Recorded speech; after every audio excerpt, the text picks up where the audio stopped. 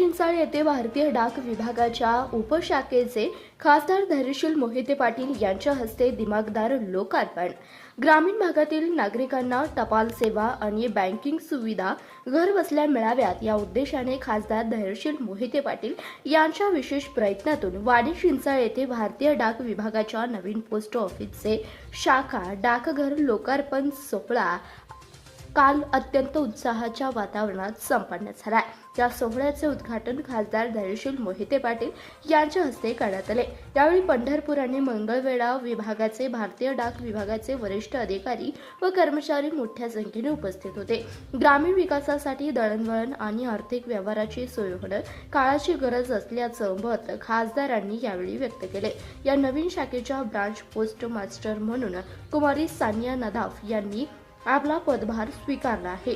यावेळी बोलताना सानिया नदाफ यांनी या संधीबद्दल आनंद व्यक्त केला आणि गावातील ग्रामस्थांना उत्तम सेवा देण्याचा विश्वास दिला।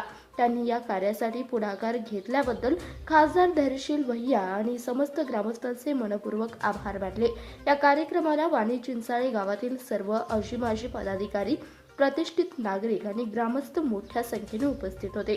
आपल्या गावातच आता पोस्टाच्या सर्व सोयी उपलब्ध होणार असल्याने नागरिकांनी समाधान व्यक्त केले आहे।